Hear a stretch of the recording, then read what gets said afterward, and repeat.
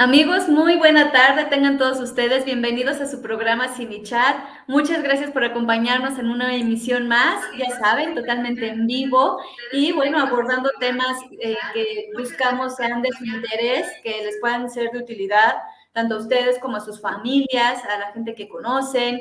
Les recordamos rapidísimo nuestra línea de orientación psicológica, el número 800-911-3232.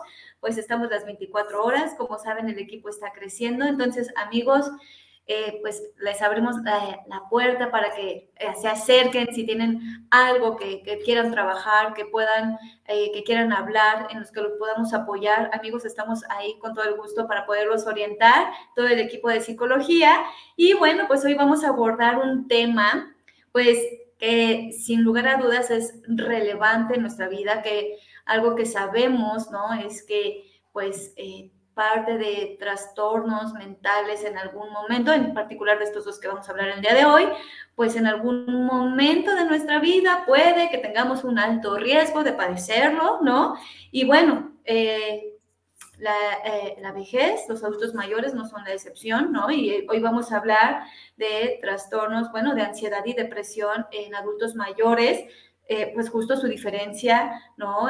Si hay diferencias más bien en otra etapa de la vida, ¿no? ¿Qué podemos hacer? ¿Cómo podemos apoyar como familiares? Entonces, amigos, no se despeguen, que estamos totalmente en vivo. Y es por eso que el día de hoy nos acompaña el doctor Hugo Vega Hernández.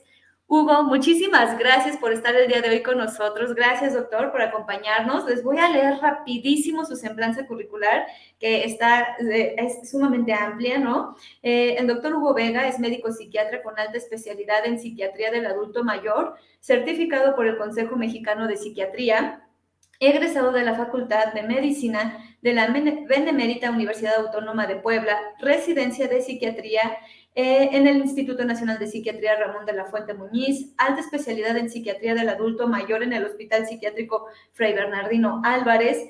Él es profesor titular de la materia de psiquiatría en el Consejo Mexicano de Geriatría y Gerontología AC,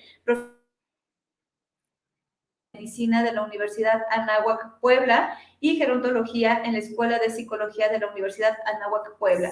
Es escritor, en el 2018 publicó su primer libro, Una anciana en el espejo, relatos de psicogeriatría, texto enfocado en la desestigmatizar la salud mental del adulto mayor, así como en el 2019 publicó su segunda obra llamada La voz del viento, El mago y el guerrero, Camino en la ciudad de agua, que es el primer libro de la saga La voz del viento, así como en el 2021 publicó la segunda parte de esta saga y que tiene por nombre La voz del viento, la daga robada. Entonces, amigos, pues no está de más, como saben, agradecerles como siempre su presencia y no se despeguen. Y Hugo, si podamos empezar con esta charla, ¿no? Como hablábamos hace ratito, es un tema amplio porque pues vamos a abordar pues dos trastornos, ¿no? Que pues como que por lo regular los hablamos por separado, ¿no? Y como que creemos que le va a pasar o que está en otras personas, pero que no nos va a ocurrir a nosotros, ¿no? Y que a lo mejor en ciertas etapas de nuestra vida, pues como ya para qué, ¿no? Y no, al contrario, hablar de ansiedad y depresión es un tema sumamente amplio, ¿no? Y poder, como decías, desestigmatizar la parte de trastornos en salud mental. Y justo si podemos hablar, ¿cuáles son como, o cuál es la sintomatología de estos dos trastornos, Hugo? Sí, claro. Estos dos padecimientos muchas veces se confunden cuando estamos atendiéndolos en salud general. Un médico general a veces como ve a una persona llorar y piensa que está deprimida, o por lo regular vemos una persona llorar y pensamos que está deprimida, pero el llanto es una situación que se presenta en varias emociones, ¿no? Puede encontrarse en el enojo, en la ansiedad, en la tristeza, y a veces diferenciarlo, pues es un tanto difícil cuando no tenemos precisamente la experiencia en abordar ciertos temas, como lo es precisamente la depresión y la ansiedad. Estos son dos padecimientos comunes, son muy comunes en la población general, pero si bien sabemos que que la tristeza es una emoción que normalmente todos experimentamos, la depresión es la maximización de esa tristeza, y aparte es un periodo en el que tu tristeza se vuelve una constante.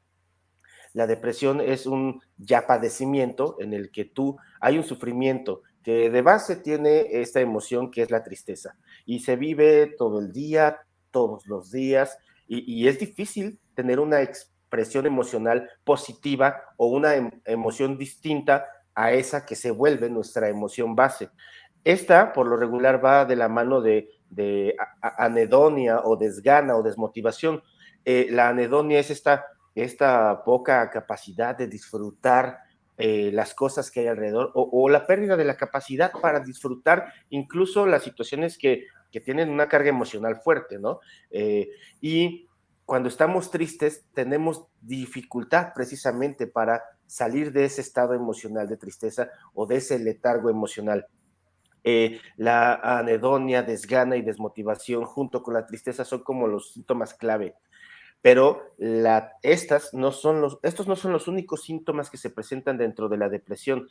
Con el paso del tiempo vamos teniendo dificultad para realizar las cosas que normalmente hacemos, eh, fatiga, cansancio, disminución de la voluntad para hacer las cosas positivas, alteraciones en el sueño, alteraciones en el apetito y pensamientos que constantemente se repiten y versan sobre temas en los que yo me siento como, como no capaz de hacer algunas cosas o me siento inútil o siento que soy menos que los demás. Y esto puede ser tan grave como llegar a tener pensamientos suicidas o incluso llegar a generar ese tipo de situaciones.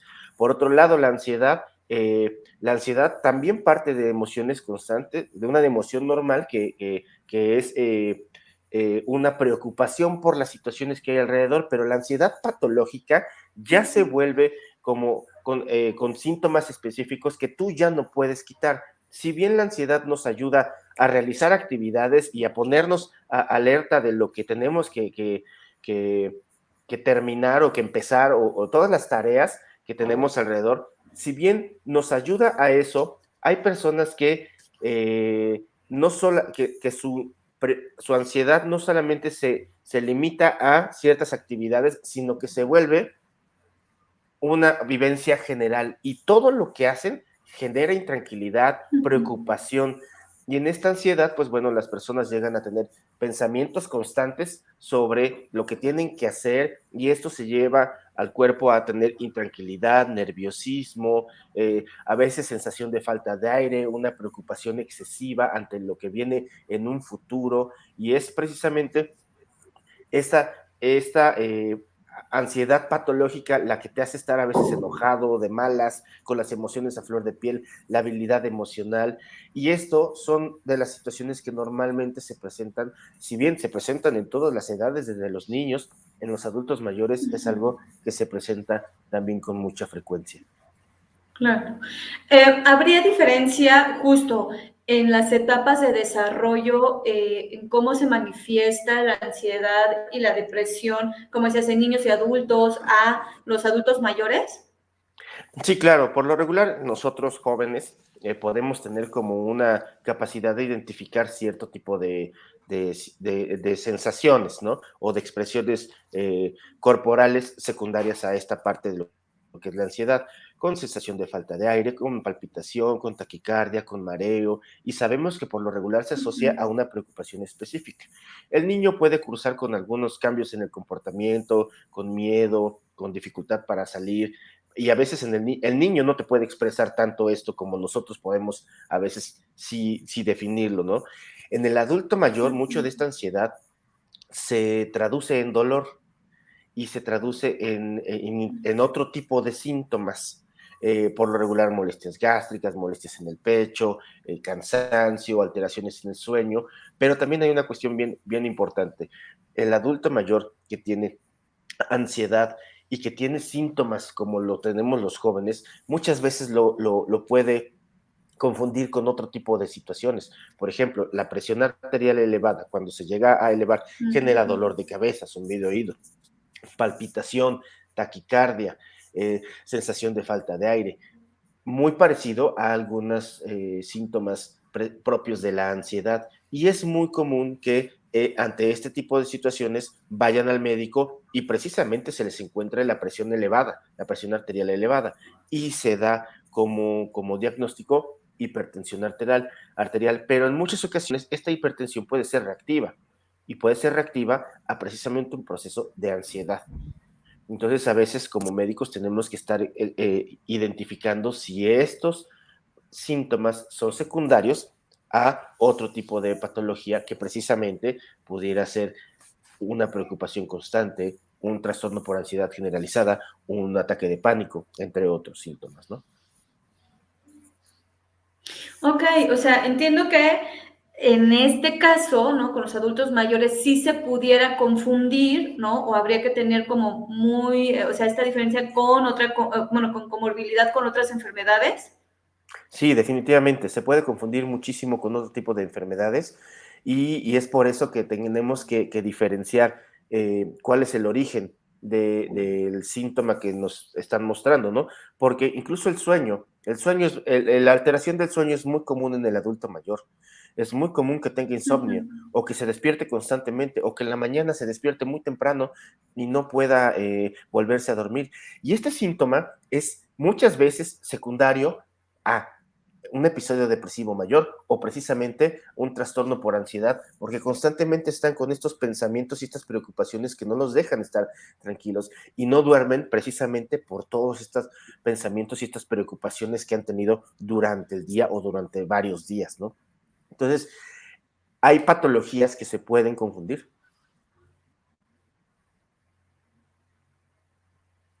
Aquí estoy, aquí estoy. Ok, por ejemplo, aparte de la hipertensión, como, ¿con qué otras comorbilidades pudiéramos como asociar este tipo de trastornos con el adulto mayor?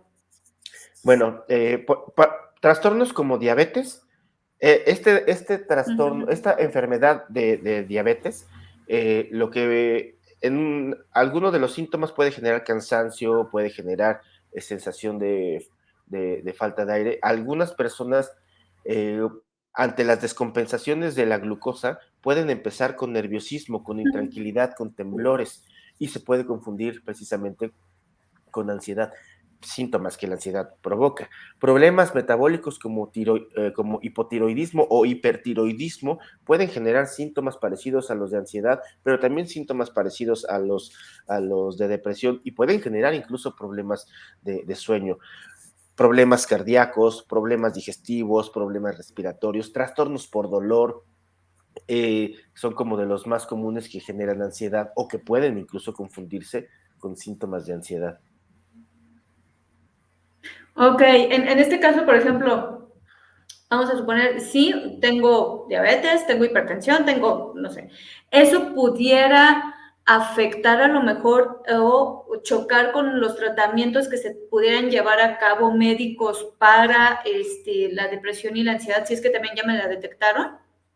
No, la verdad es que hoy en día contamos con medicamentos muy seguros que en su mayoría no tienen una interacción que puedan afectar precisamente esa parte, pero sí hay algunos tratamientos que hacen que el paciente suba de peso o que el paciente tenga menos hambre. Ajá. Esos, algunos medicamentos que afectan en ese aspecto, sí pudieran de algún modo interferir un poquito en el tratamiento o en el seguimiento de, de la estabilidad de estos cuadros. Claro, sabes, ahorita que mencionabas esta parte como de las preocupaciones, ¿no? Que pudiera tener el adulto mayor, algo justo de lo que leía y aclárame si por ahí me falta o me estoy equivocando. Esta parte, pues, infortunadamente, a lo largo de nuestra vida tenemos como crisis, ¿no? Toda la vida, o sea, hasta el hecho, no sé, hasta de cambiarme de casa, de trabajo, que si tengo un hijo, son crisis. Y en la etapa del adulto mayor, pues se pasan por un chorro de cosas, ¿no? Entonces, justo que si me jubilé, que la pérdida de familiares, que los hijos se van de la casa, ¿no? Entonces, eso pudiera ser como factores que pudieran ir desencadenando o manteniendo este tipo de sintomatología. Sí, claro. definitivamente el adulto mayor pasa por muchas cosas a las que muchas veces no le ponemos atención, ¿no? Primero, el hecho de tener un cuerpo que está en declive en algunas funciones hace que tengan menor desempeño cognitivo o menor desempeño físico, menor desempeño sexual, menor desempeño en las actividades que normalmente tienen, ¿no? Y eso es una crisis en la que tienen que adaptarse. También esta parte de que hay cambios en los estilos de vida, ¿no? Si antes trabajaba, ahora se ve la necesidad de Claro. jubilarse, ahora tiene que ver qué es lo que va a hacer a futuro. Hay personas que se proyectan de una manera fantasiosa a futuro y en la realidad, pues es que no lo pueden hacer, ¿no? Pero hay otras personas que dicen, termino de Ujú. trabajar y empiezo a hacer esto, y sí lo hacen, ¿no? Entonces, hay personas que se adaptan bien y esta resiliencia puede ayudarle a salir adelante, pero hay personas que les cuesta mucho más porque se enfrentan a otro tipo de situaciones, a las enfermedades, a la pérdida de los hijos, a que los hijos se casan, a que la adquisición económica es menor, a que se tienen que adaptar a tener un cambio de actividades, que tienen dificultad para realizar las cosas como antes las hacían, Ujú. se encuentran ante barreras psicosociales a las que antes no se habían presentado, ¿no? En el hecho de que la gente ya los vea como alguien mayor o que diga, ¿sabe qué? Usted no puede hacer esto o ¿sabe qué? Usted ya no puede tener este tipo de trabajos porque necesitamos a Claro. alguien más joven, actualizado, más ágil. O sea, se enfrentan a muchas situaciones. Eso, cambios de casa, asilamientos, son muchas situaciones estresantes a las que se enfrentan y esto obviamente pues los pone en una situación de crisis, ¿no? Y estas crisis hay gente que sí se adapta bien a Ujú. salir adelante y hay gente que definitivamente se le dificulta mucho. Perfecto, Hugo. Vamos rapidísimo a un corte, Hugo. Amigos, no se despeguen. Vamos de volada y regresamos en su programa Sin mi Chat.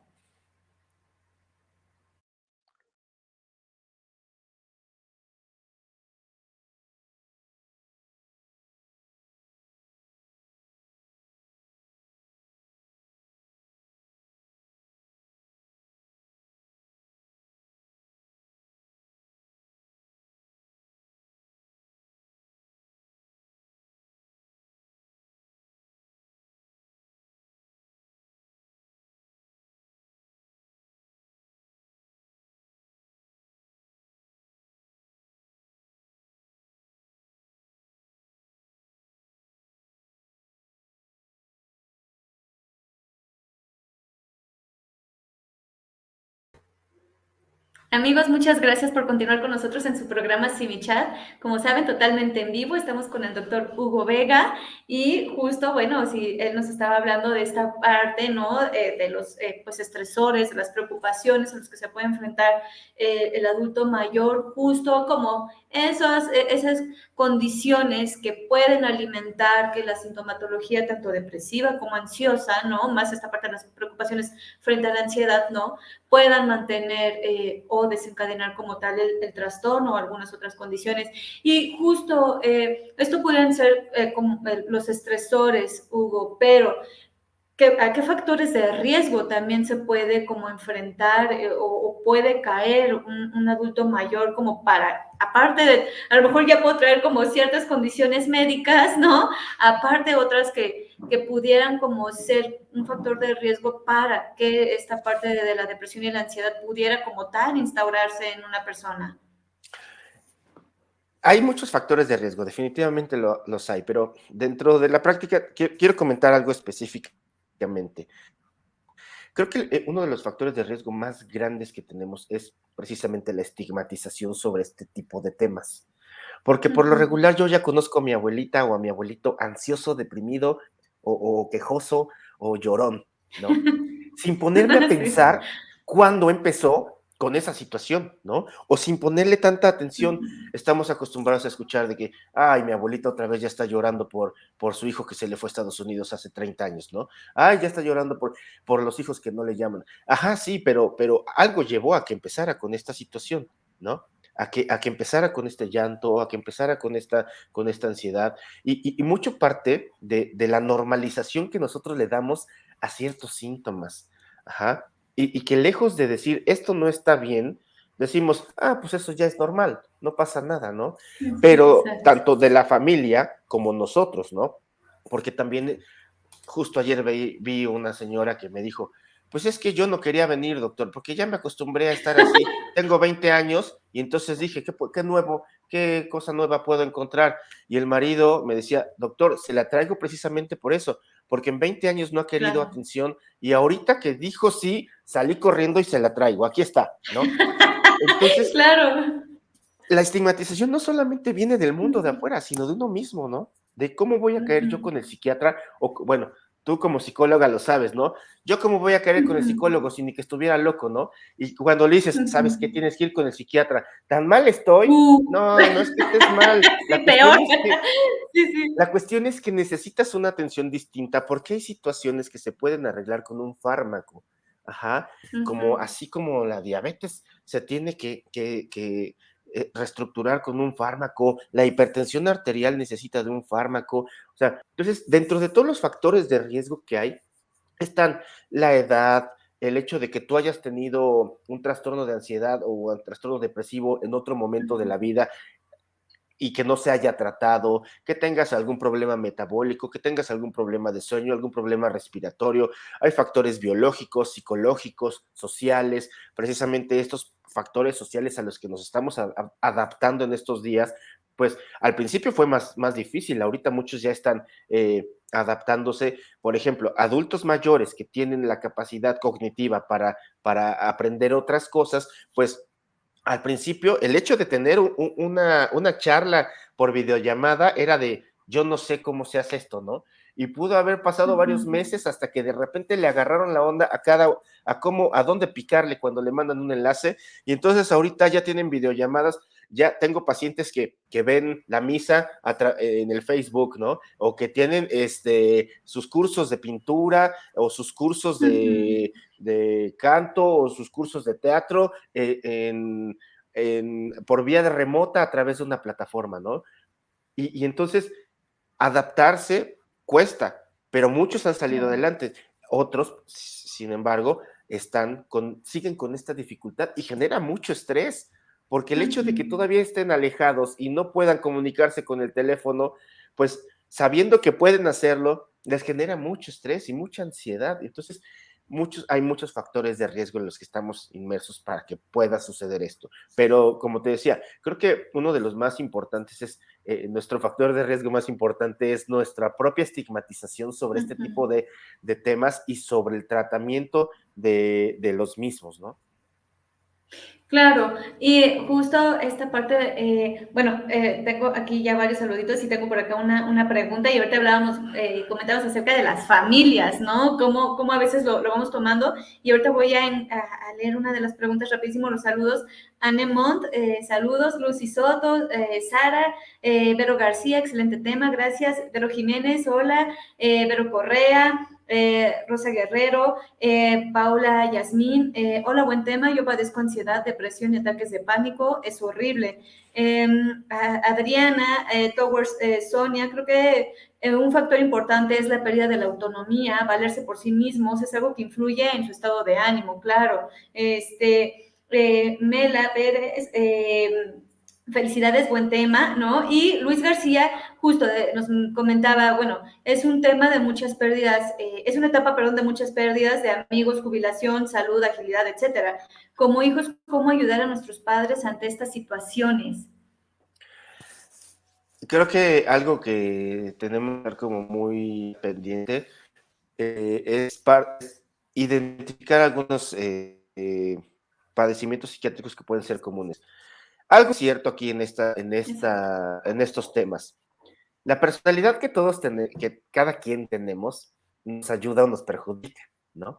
Y entonces hay algunos rasgos de personalidad que se ven más Uh-huh. fuertes en esta etapa del envejecimiento. Entonces, a veces es difícil que a nosotros como hijos nos hagan caso, ¿no? Mamá, salte a caminar, es que no, porque esto. Mamá, háblale a tus amigas, es que pueden estar ocupadas y no las quiero interrumpir. Mamá, vamos al doctor porque estás mal. No, pero es que esto se me quita al rato, me tomo mi pastilla y se me quita, ¿no? Entonces, Sí. el hecho de que nosotros, primero, tengamos en cuenta que no tenemos que estar peleando con nuestro familiar, es algo súper Uh-huh. importante, porque a fin de cuentas, nosotros ya identificamos el problema. A veces sabemos que mi mamá es muy ansiosa, pero si se lo digo se enoja, ¿no? O que mi papá está deprimido, pero si lo lleva al doctor se molesta, ¿no? Pero a fin de cuentas, lo primero que tenemos que hacer es empezar a decirle, oye, a conocer los síntomas, a platicárselos a mi mamá, a mi papá, y también decirle esta parte de, ¿sabes qué? Puede haber una solución, puede haber una solución. Si te gusta sentirte así, no creo que te guste sentirte así, pues bueno, ya es como tu responsabilidad. Pero si no te gusta sentirte así, vamos a buscar una alternativa de ayuda, ¿no? Entonces necesitamos que platiques con alguien cuál es tu sentir y cuál es tu experiencia emocional para que la otra persona, el profesional, psicólogo, psiquiatra, te diga si te puede ayudar. Ajá. No, es que ¿qué vas a ver de mí? ¿Qué vas a ver mejor que yo, un chavito de 30 años, ¿no? Bueno, 40, en mi caso. Pero cierto es que llegan, te ven y te ven pequeño y dicen, pues Sí, es no. que tú qué puedes saber de la vida, ¿no? ¿Qué puedes saber más que yo? Pues a lo mejor no sabemos más que ellos en cuestión de experiencias de la vida, pero sí podemos saber un poquito más de medicina, ¿no? Entonces, mucho de lo que lo que tenemos que hacer es precisamente psicoeducar, invitar a nuestros familiares a Claro. que busquen ayuda e incluso tener esta confianza de, mamá, no te preocupes, paso yo contigo a consulta y si el doctor me pide que me salga, me salgo, ¿no? Entonces, es algo de lo que comúnmente pasa aquí en el consultorio. Llega la mamá con el hijo o la hija y llegan, doctor, ¿puedo estar aquí con mi mamá? Y yo, si tu mamá permite que estés aquí, adelante. Entonces la mamá se voltea y dice, sí, doctor. Y de repente hay momentos en los que empieza ya a hablar de algunas cosas como bien puntuales y así yo tengo que estar captando y, señora, ¿quiere que platiquemos un poquito a solas? Claro. Y entonces ya agarran la onda y dicen, sí, doctor, creo que es mi momento, creo que ya estoy entrado en calor. Entonces, mucho de lo que tenemos que hacer los familiares es, lejos de estar con el síntoma, ver qué podemos hacer para poder apoyarlos en cuestión de conocer los síntomas, ser empáticos, no obligarlos, no quitarles autonomía, porque justo una de las cosas que comentaban en el público es eso, ¿no? La autonomía. Nosotros creemos que porque hacen las cosas lentas, a lo mejor se van a equivocar y sería una ayuda grande si nosotros le quitamos esa tarea y lo hacemos nosotros. Pero cierto es que si nosotros les vamos quitando tareas, de algún modo los vamos metiendo en una dinámica que los puede poner tristes, ansiosos, en esta sensación Claro. de ser inútiles cuando no lo son, ¿no? Entonces, eso, el hecho de ser empáticos, el hecho de poder apoyarlos, el hecho de estar dejando de lado las peleas que siempre tenemos con ellos por la crítica que le hacemos a esas generaciones, también es muy importante, ¿no? Porque muchas veces lo que hacemos es, ay, mamá, tú y tus pensamientos arcaicos, ay, mamá, eso que dices, piensas está mal, ay, ajá. Y al hacer eso, pues obviamente nosotros no contextualizamos que ellos vienen de otra generación, de otra Exacto. educación, de otras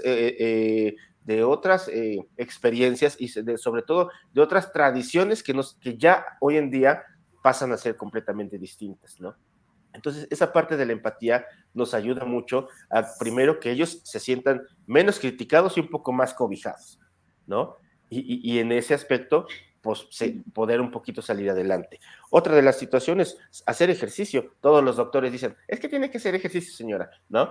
Pero un adulto mayor que no sale a caminar, solo no lo va a hacer. Y muchas veces es prudente llegar y, mamá, vente, vamos a darle la vuelta a la cuadra, ¿no? Y entonces salimos, vamos a dar la vuelta. ¡Ey, es que me duele! ¿No? Sí, pero vas conmigo, yo te agarro, vamos, damos la vuelta y nos regresamos. Órale. Ajá.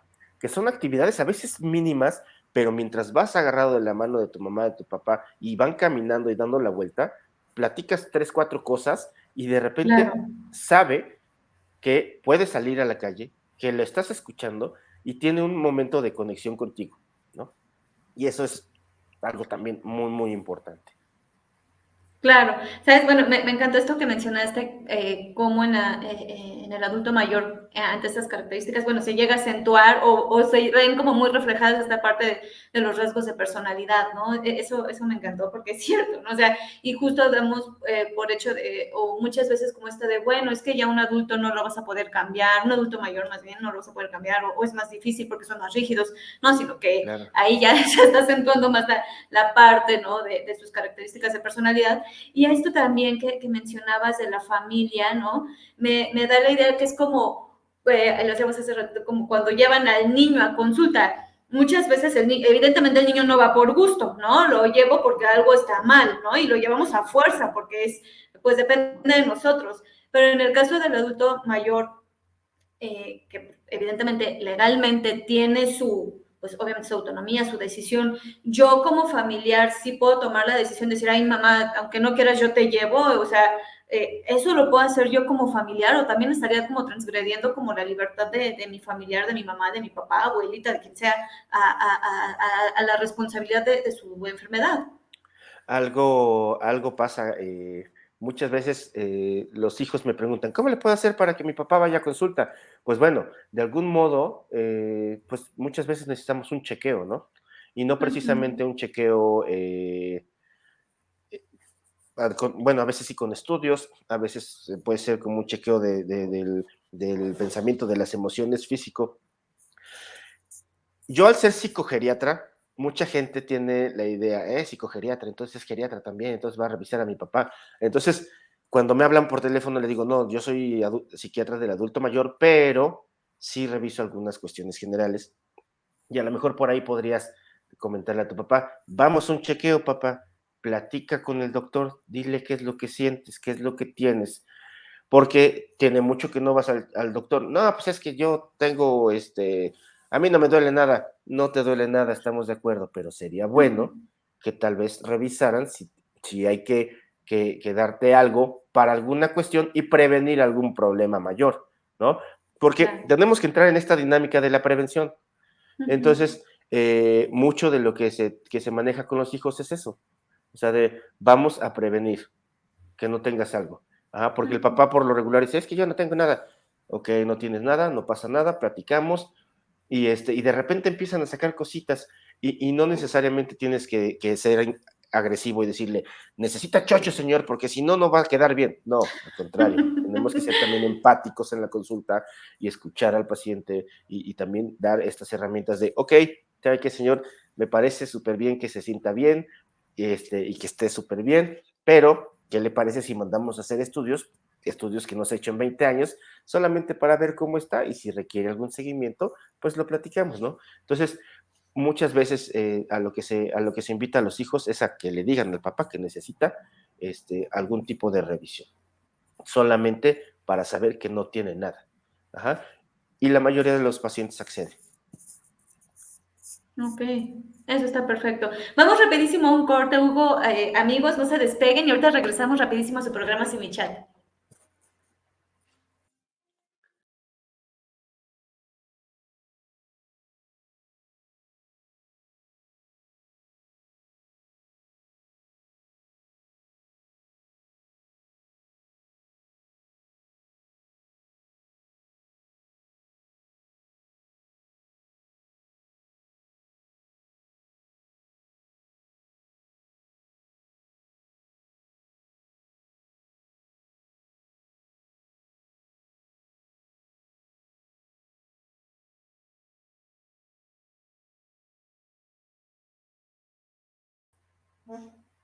Amigos, muchas gracias por continuar con nosotros en su programa Sin Mi Chat y gracias a Doctor Hugo por estar aquí con nosotros y por continuar aquí, ustedes amigos aquí en la audiencia viéndonos.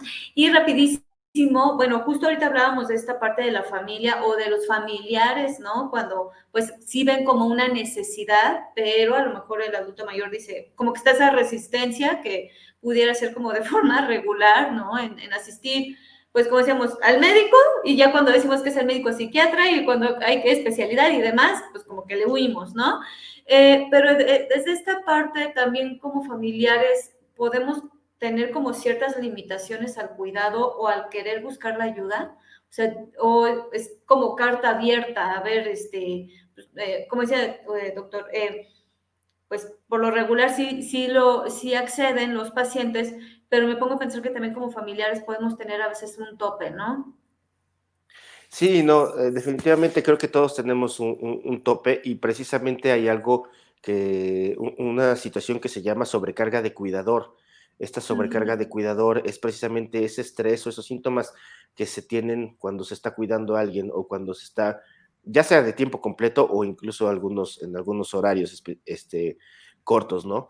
Esta sobrecarga de cuidador genera síntomas depresivos y de ansiedad ante la Claro. situación del enfermo que yo estoy cuidando. Y puede ser un enfermo 100% dependiente o puede ser solamente mi mamá que vive sola y que yo tengo que estar como muy al cuidado de que se tome sus medicinas y que vaya al doctor. Ajá. Entonces, como familiares sí tenemos un tope, pero también es cierto que muchas veces nuestras emociones como familiares juegan un papel importante para que mi papá o mi mamá acceda o no a cierto tipo de ayuda, porque también es cierto que mucho de nuestro carácter normal es el que hace que estemos como despegados, ¿no? Y que si yo llego con mi mamá y le digo, mamá, vamos al doctor, y va a haber hijos a los que le diga, no, yo no voy al doctor, no tengo nada, ¿no? Pero va a llegar el hijo más regañón o el hijo consentido y, mamá, vamos al doctor, sí, mijo, vamos a donde tú quieras, ¿no? También es esa parte, porque muchas veces tenemos que estar incluso jugando a tener un mejor comportamiento para con nuestros hermanos incluso, ¿no? De, oye, por favor, lleva a mi mamá al doctor, porque eso también Ujú. es bien interesante.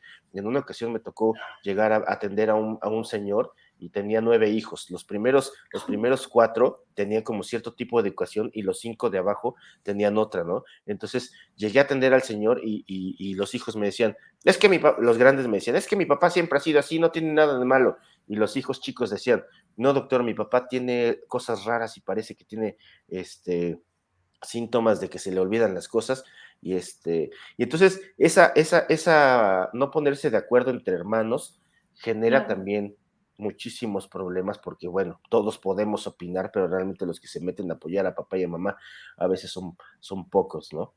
Entonces eso también agrava la inquietud que tiene papá o mamá ante las dinámicas familiares y muchas veces lo que hace es estar como expensas de lo que algunos pudieran decir, ¿no?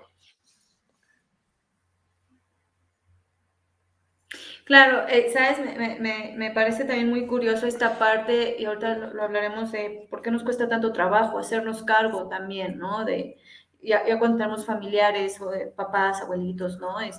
Ya adultos mayores, ¿no? Que pues no falta el hijo, ¿no? Me toca escucharlo mucho que justo hay a lo mejor 2, 3, 4, 5, 6 hijos, ¿no? Y le depositan la responsabilidad en particular a uno o a una, ¿no? Algo curioso culturalmente, ¿no? Puede ser bueno, si tú como hija estás soltera, divorciada, dejada, como lo quieran llamar, ¿no? O sea, que es muy agresivo esto de, pues te toca a ti porque tú no tienes nada que hacer, ¿no? Mira, yo como si estoy casada, tengo trabajo, tengo familia y demás, pues yo no puedo. O sea, a lo que voy es cómo deslindarnos también a veces como hijos de esa responsabilidad que pues ya llega un momento de la vida que nos toca, ¿no? Y como dices, esta parte como de la sobrecarga, ¿no? Hacia en particular a alguien de la familia que se hace cargo, cuando pues quizá lo más sano, pues es, pues a lo mejor, pues sí, entre chance y risa, pues como que nos vamos turnando, vamos viendo, a lo mejor yo no puedo estar físicamente porque, no sé, estoy en otra ciudad, ¿no? Pero ¿qué crees? Por lo menos aporto económicamente para ver si se puede contratar algún cuidador o las medicinas o parte de su alimento, porque hasta de eso se deslinda la familia, ¿no, doctor? Sí, y ese tipo de situaciones, ¿a quién no le genera estrés, no? El hecho de que los papás en ese tipo de condiciones, pues sientan que su familia puede estar alejada y lejos de apoyarlos a las necesidades generales o básicas, pues se alejan, ¿no? Que también esto muchas veces es resultado también de la educación que le dan a los hijos, ¿no? Porque hay familias que la mamá o papá fueron violentos y los hijos con mucho rencor, pues se alejan, ¿no? Ajá, y uno que otro de los hijos Claro. con esta situación de humanidad dice, pues bueno, yo le voy a ayudar a mi papá lo poco, mucho que nos pueda dar, ¿no? Pero bueno, también están los casos en los que el papá les da todo a los hijos y no les falta nada y les da una buena educación y aún así los hijos pues no están como tan al pendiente. Pues son situaciones estresantes, ¿no? Creo que en esta ansiedad y depresión del adulto mayor, no solamente está el papel que él vive dentro de su propia experiencia y como bien lo comentas, esta parte familiar juega un papel bastante importante, ¿no? Porque hay adultos mayores que incluso a sus 80, 90 años se valen por sí mismos, ¿no? Incluso llegan solos al doctor, Ujú. pero hay otros que son más jóvenes y ya precisan de una ayuda de la familia, ¿no? Y tener en casa una persona con depresión o con ansiedad es muy pesado. los costos se elevan demasiado en muchos aspectos, ¿no? Desde que si tú tienes una enfermedad de base y aparte estás deprimido o estás ansioso, tu enfermedad de base vas a tener descuido sobre esa enfermedad y puedes empeorar, ¿no? Puedes empeorar en tu diabetes, puedes empeorar en tu insuficiencia renal, porque no sigues ciertos lineamientos que te pudieran ayudar, ¿no? Y es ahí donde eso genera mucho estrés tanto a la persona como a la familia, y eso a la larga pues genera problemas mayores en cuestión física, y empeora precisamente los problemas de salud mental. Claro, vamos rapidísimo a un corte y si no me equivoco creo que ya sería nuestro último bloque, Hugo, audiencia, y justo si podemos regresar para hablar de el tratamiento y cuestiones de autocuidado en el adulto mayor. ¿Sí? Claro. Vamos rapidísimo amigos, no se despeguen.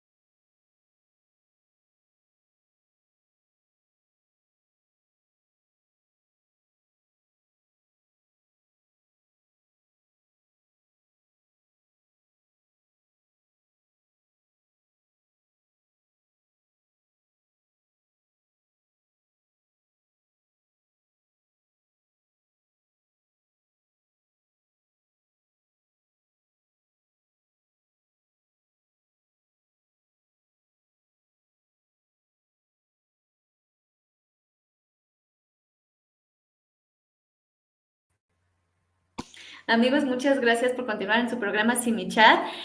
Rapidísimo, les doy el número del doctor Hugo Vega, por si quieren poner en contacto con él. Han estado apareciendo sus datos de consultorio, es un número telefónico y ya lo pondremos también en nuestros enlaces, es 221 187 6528 para que se puedan poner en contacto con él por cualquier condición o cuestión que le quieran consultar. Y bueno, rapidísimo, Hugo, si podemos hablar, ¿en qué consiste el tratamiento? O sea, yo ya llego, ya me dice, ¿sabes qué? Pues, ¿qué crees? Eres de las afortunadas que tiene ansiedad y depresión. ¿Qué sigue de ahí?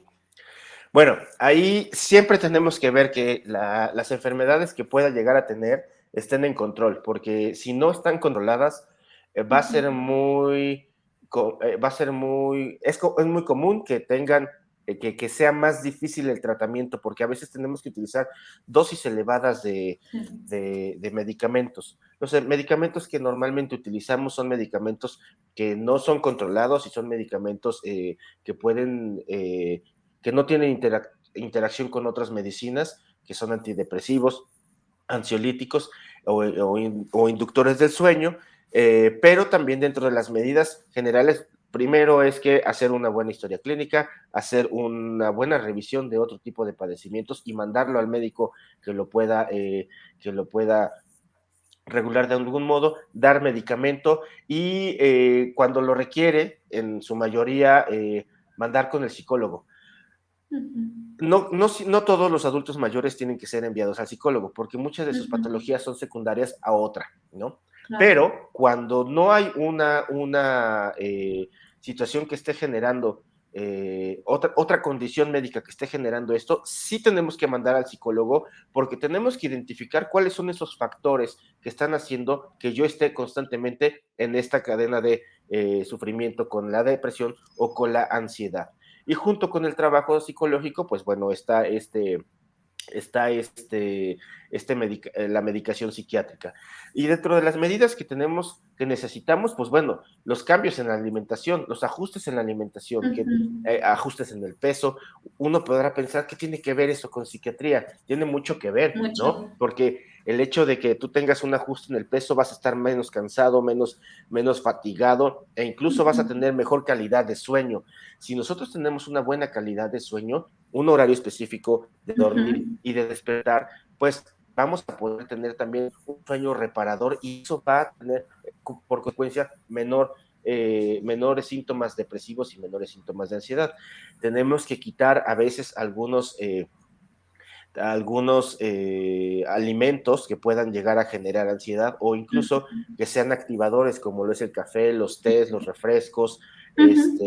También tenemos que ajustar alimentación tan solo como con los carbohidratos. El hecho de que tú comas carbohidratos disminuye la velocidad del tránsito intestinal y eso genera también molestias digestivas que pueden traducirse en alteraciones a veces hasta en la respiración y pueden generar síntomas de ansiedad, en la alimentación, en el sueño, les decía, el bien dormir, dejar de tomar de tener medidas de higiene de sueño que tiene que ver con la misma hora al dormir y al despertarse, el tener como ciertos rituales antes de dormir, el no ver la televisión, el no, comer alimentos o tomar café o alcohol antes de dormir, hacer ejercicio de 20-30 minutos al día, de intensidad leve a moderada, e incluso hay algunas guías que nos hablan de salir a caminar justo cuando el sol se está poniendo, porque estos cambios de luz ayudan a la melatonina a que pueda tener un mejor funcionamiento e incluso tú puedas llegar a tener un mejor descanso, no tener siestas en la mañana. El tratamiento va con medidas generales y también con estas con medicamentos. Y sabes, en psicología, pues tenemos la terapia cognitivo-conductual, tenemos técnicas de relajación, técnicas de respiración, que nos pueden ayudar a identificar estos síntomas de ansiedad y poder disminuirlos de algún modo. Realmente el tratamiento pudiera a veces verse como, ay, es que son muchas cosas que hay que hacer. Pues sí, pero son incluso cosas que en la vida diaria podemos hacer. Desafortunadamente hay mucha gente que se hace a la idea de que yo solamente vengo por mi chocho y dame mi chocho y me tranquilizo y ya. Pues no, el medicamento no es el que nos va a ayudar al 100% a estar mejor. Ayuda mucho, definitivamente, por eso lo mandamos, pero no es lo único, sino hay gente que va al Reiki, que va a yoga, que hace alguna actividad deportiva, que va a natación, que va a baile, que va a teatro, y eso ayuda demasiado a disminuir con este tipo de sintomatología también. O sea, me parece fascinante esto, recordar esta parte de estrategias de autocuidado, ¿no? Que como bien mencionamos, pues pareciera a lo mejor como mucho, pero en teoría, pues están en nuestro día a día, ¿no? Fijarnos en nuestra alimentación, que si bien frente a la ansiedad y la depresión, hay veces que como para qué como, no me da hambre, o ni me fijo si comí, o sea, a lo mejor me comí una quesadilla, y no porque una quesadilla sea mala, sino que no es un alimento completo, le hace falta a lo mejor la sopita y la verdurita y demás, ¿no? Pero es esta parte a veces como del descuido que llegamos a tener frente a estas condiciones de la depresión y la ansiedad. Me pongo a pensar que en el adulto mayor a veces justo ya frente a la soledad, ¿no? Pues si depende que de mí tengo que comer, ¿no? Y que no tengo el Claro, deseo, pues menos, ¿no? así es. Hace poquito veía ahorita que hablabas de la comorbilidad y justo a veces los alimentos que también como que tenemos que hacer de lado, veía un video que se me hizo de primer momento gracioso, ¿no? Un TikTok, ¿no? De una nutrióloga que decía, ¿no? Ella hablaba de en qué momentos las personas pueden tener, producir más gases, ¿no? Y entonces decían, cuando una persona tiene ansiedad y depresión, y yo, ¿cómo? A ver, ¿qué pasa ahí, no? Y me dio mucha pena, la verdad, preguntarle a los psiquiatras, ¿no? Que conozco, y mandé a otra persona que, a ver, tú quémate, ¿por qué? ¿No? Y es cierto, es esta comorbilidad entre colitis y gastritis, ¿no? Que se puede dar muy común, ¿no? Por los cambios en la alimentación, por no comer, por hacer un relajo, ¿no? Y justo ya hasta que me hablaron de la comorbilidad entre también esas condiciones médicas, es que me cayó el 20 de por qué se pueden producir también gases ante situaciones que pudieran parecer como muy alejadas, ¿no? Estoy Pero es triste y algo que tengo más está en gases, nuestro ¿no? día a día. Claro. Sí. Y entonces, esto como de estar como muy al pendiente, como dices, entiendo, no, como tener bien claro en qué momentos, sí, o cómo se van dirigiendo a los pacientes, ¿no? Como dices, pues sí, habrá cosas que se deriven de otras condiciones, pero sí, me pongo a pensar también a veces, hasta con tanatólogos, ¿no? Si se está pasando por un proceso de duelo, ¿no? O sea, saber que hay un panorama amplio o justo como decías, a lo mejor con el medicamento, pues empezamos a regular las condiciones médicas del paciente, ¿no? Sí, definitivamente, sí hay situaciones que a veces como que nos llaman mucho la atención esto que dices. Pues sí, cierto es que sucede, la colitis, la gastritis, ese tipo de comorbilidades son muy comunes en personas que tienen depresión y ansiedad, estreñimiento, y sí, Ujú. pues mucho tiene que ver la alimentación y los estilos de vida saludables, que hoy en día se le está poniendo mucha más atención, Ujú. pero cierto es que tenemos Sí. que ir de la mano de un profesional que nos ayude y que sepa sobre estos temas, porque no todos los profesionales están metidos en eso, porque hay unos que tienen otra rama o que van metidos al deporte o que van a otros lados, ¿no?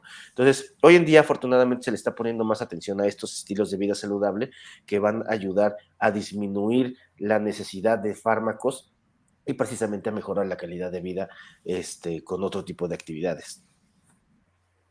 Ok, perfecto. Hugo, estamos por concluir el programa. Si nos pudieras dar, para la redundancia, alguna conclusión que nos puedas compartir a la audiencia. Pues básicamente desestigmatizar este tipo de temas, ¿no? Creo que la información que podemos llegar a tener al respecto es lo mejor y también tener en cuenta que el hecho de tener la necesidad de ser medicados desde el punto de vista psiquiátrico no precisamente tiene que ser con medicamentos que generen dependencia, que nos tengan durmiendo todo el día, que nos tengan atarantados o lentos, porque hoy contamos con medicamentos que Claro. nos ayudan a tener una funcionalidad y esa es la idea, tener una mejor calidad de vida y una funcionalidad. Entonces, el hecho de que nos quitemos de la cabeza ese tipo de ideas, pues también nos va a hacer más fácil el acceso a la ayuda psiquiátrica e incluso también esta parte de la ayuda psicológica, ¿no? Claro, perfecto. Te lo agradezco mucho, Hugo. Gracias a ustedes, audiencia, amigos, por haber estado el día de hoy en tu programa Sin Mi Chat. Y bueno, ojalá se puedan conectar este martes a una emisión más. Y Hugo, muchísimas gracias por habernos compartido la información de este tema. Ojalá podamos coincidir en otro momento para hablar de más temas, sí, referentes a adultos mayores, que creo que es un tema que o es también grueso de nuestra población que se nos acerca a pedir ayuda en la línea, como decíamos durante el programa, pues la soledad, pérdidas y demás, y que lo podamos abordar, Hugo, por favor. Y te lo agradezco muchísimo por haber compartido el día de hoy esta emisión conmigo. Gracias por la invitación. Hasta luego. Gracias, gracias, que estén muy bien.